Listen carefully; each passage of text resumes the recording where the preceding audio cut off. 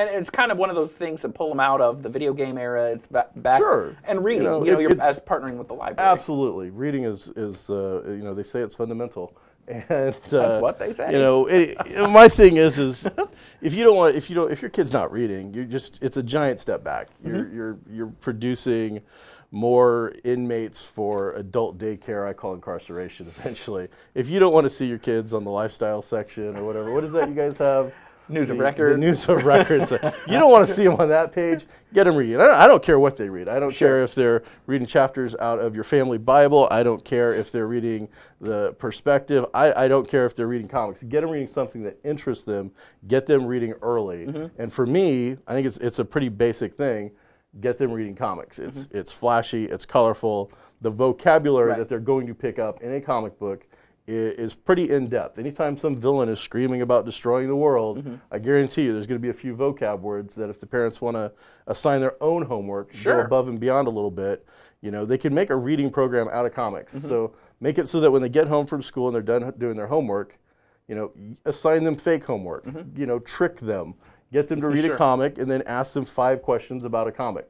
Take 15 minutes to read it, spend some time with your kid, get them to focus, and then spend some time at the dinner table or whatnot with them discussing some of the stuff that they read about that. Right, and not to, I know you're being a little modest, but I have seen my own self with comic books where it does stretch the imagination, where those kids actually go on and start making their own version of a comic book. A lot of kids will then want to emulate what they've seen. They will draw their own. They'll put together stuff. And you're right. I think firing up that imagination is key, especially at that early age. And I'm not talking like 15, 16, 17. I am talking as soon as they can pick up a coloring crayon, it's time to start introducing them to different concepts. And if comics aren't your thing, well, again, I don't know what to tell you. I don't care what the purveyor of education is, so let's just get it going. Sure. So give up to it a little bit, try it out, try something. So even if it's just the funnies out of, you guys don't have funnies, do you? No. It's something you need to work on. We have funny people. So you do. So, those are some of the things that we're working on every day at the show. And partnering with the library, they can even use the electronics that they have there to even create their own comic strips, and then they're even featured with art shows at the library. So, it's a win-win situation for everyone. Yeah, I think, and there's no doubt about it that the Howard County Library is stepping up. They are providing all kinds of great material. Absolutely. So, I'm a big fan, and I go down there myself occasionally, and we'll pick up something, and I'm like, hey, I don't have to buy this today. I can check it out and read it right here. And lastly, you are going to get a show right here at Kokomo. Yeah, they've been saying that they want to have Geektacular, Geekgasm, Geektastic. I don't know what they're calling it yet, but they really want to raise the bar and bring you in. Yeah, so I'll get to mouth off and complain and do reviews and throw stuff around and act like an idiot. But tell them kind of what they're going to expect from your show. Well, it's not. It's called. I think the last version was called Comic Review, and it was me talking about comics. And comics are my main thing. It's what I love. Sure. It's what I'm passionate about. But there's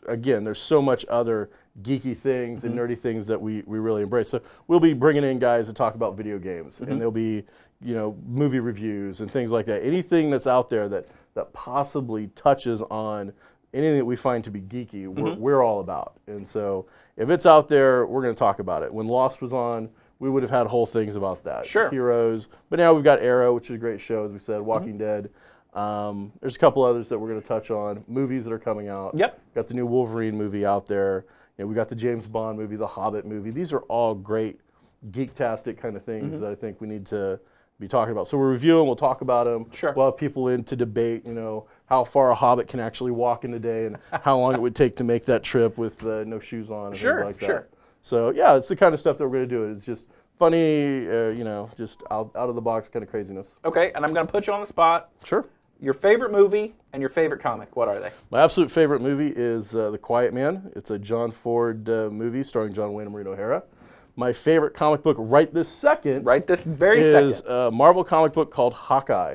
Hawkeye. About it's the Avenger guy from the movie, shooting arrows all over the place and whatnot. But this particular take is basically Hawkeye on his day off. Oh, wow. So what happens when the one Avenger who has no superpowers can't really do much? What happens to Hawkeye on his day off? Very nice. And so it's very funny. Is that available in your store? Of course. So when all the dignitaries are there today, they can come buy Godzilla and Hawkeye. Come get their copy. So exactly. I hope your shelves are full because that. So well, I don't know how many they brought. I mean, if they brought in China, I mean that's a lot of people. That is a lot of people. Portugal, but you know. Well, and Pat Muncie also told us that they're the Hollywood. Really? Their area. I don't know. There's Bollywood. There's Nollywood. And now there's. I don't know what Chinawood would be. Dongwood. I don't think we can say that. All right. So yeah, I think the best thing though is we need to start planning where the next sister city is going to be. True. Portugal, that's kind of cool. China, I don't know. Can you work on that with Comic-Con? Yeah, we could. I mean, my wife wants to go to Ireland, so I think maybe we need to have an Irish saving now. City. So maybe Scotland. She likes all that stuff. So sure. Scotland, sister city. Any excuse to get me on some program where I get to go over there and interview somebody for the sister city as part of the thing. That'd be great. Nice. Well, I appreciate you coming in. Well, thank you for having me. Taking the time, being here this morning. I'm just glad that the person from the Y blew you off so I could come in and take their spot. Erin is a very, very busy woman. She is. Making all those connections, making things happen, getting people to exercise. You know she is. But she'll still be here. You know, if they were exercising while reading a comic, they could strive to be Batman. Maybe they could. The Batman training program. And they could put the comics right there on the ledge like they're watching over. Nice idea. It's part. I'm getting in shape. Again, thanks for coming in. We'll be right back.